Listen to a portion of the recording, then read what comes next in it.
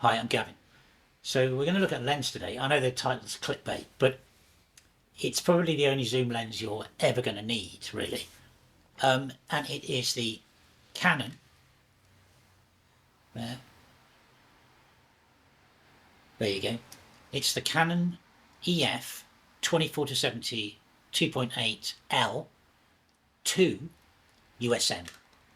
Now, these like Canon lenses have been around for years. The original version came out, and when it was reviewed, it was, they loved it. It was amazing, and one of the photography magazines said it was the best 50mm lens they'd ever reviewed, and it was a zoom. So Canon went away. I think in 2002 they released the updated version, which is the USM Mark II, and they took the learnings from the first one and they sort of just enhanced it. It's 9-bladed. I think it's 18 elements in 13 groups.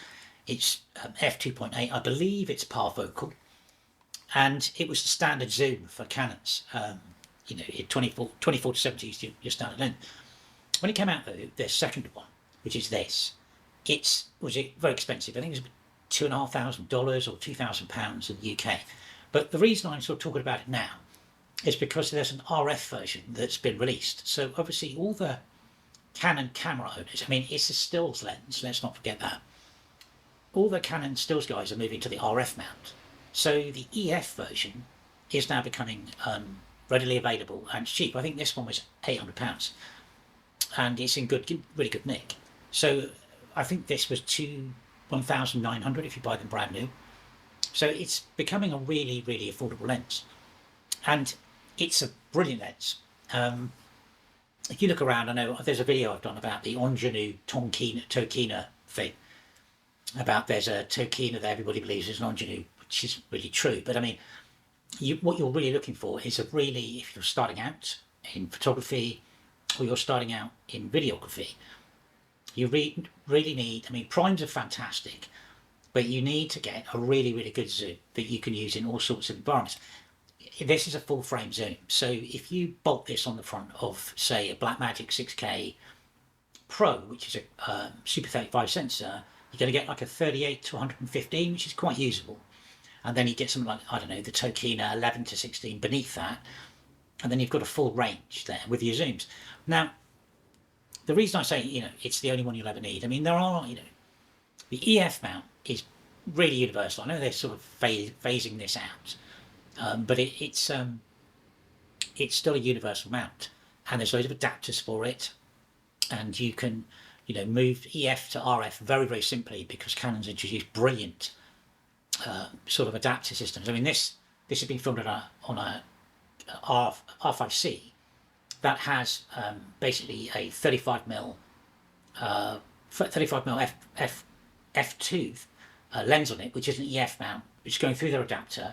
The autofocus is working fantastic and it's great, and the same thing would happen if I bolted this in the front. And if you've got like a Blackmagic, even red Komodos, all these kind of things, you can adapt it back, the EF, back onto RF.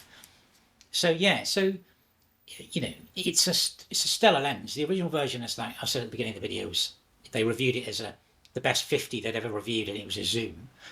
And the version 2, it just improved upon that, and it is an incredibly great lens. I mean, during the days of the EF mount cameras, the stills cameras and film cameras, it was like the go-to lens for many people. I mean, this works just as well on an old film camera, a Canon, I don't know, Elan 7, one of my old film cameras, as it does on one of their digital DX cameras, their D cameras they brought out, as it works on even the latest cameras today that they make with the right adapter. But yeah, you cannot go wrong with this. And if you're like looking around at buying loads of primes for your cinematography, I just stop there, because get one of these and then you've got 24-70, which is a huge focal length to play with, on a full frame camera. You can adapt it to an FX3. There's a Metabones adapter you can get that will do the autofocus, not as quick as the actual G lenses that you can get for the Sony cameras. But yeah, I mean, it's a tremendous lens. It's got an 82mm filter on the front, So basically, that's quite large. So if you're looking at buying NDs and stuff like that to go on the front, they're going to be expensive because obviously it's bizarre. The bigger the filter on the front, the more expensive the glass is.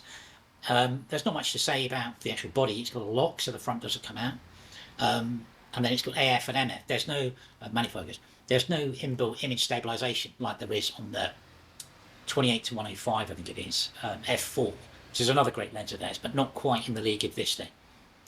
But yeah, I mean, if you're looking for one lens to start off your collection, you can't go wrong with this. I mean, as I said, you can adapt it. It does great images. It has some element of weather protection to it as well. There's a rubber seal. It's rubber seal. It's not waterproof, but it's sealed against the elements. It's nine-bladed, so it gives nice bokeh. Yeah, so there you go. The one zoom lens that you need to have in your arsenal is probably this one, and it's affordable now, which is the big deal. So you can get one of these, and if you multicam, it's easy to get two of them. You've got two Blackmagics or two EF mount cameras, two or three of these. You've got a good multicam setup for whatever you're doing. You can put it onto other cameras. Yeah, it is. It's the L, by the way, stands for luxury, and you can always tell the L. They've got the red round the barrel here. You can see it. USM stands for ultrasonic motor, makes it really quiet. Version 2 is aspherical. Yeah, I don't think there's much else to say about it, except it is probably one of the best and most robust zooms that's ever been made, and you just can't go wrong. I mean, £800–900 for one of these things, or you can get one for 600. It's a bit warm. You just literally can't go wrong with it. It is a fantastic zoom lens, and if you're starting out, you can't go wrong with it. Great piece of glass.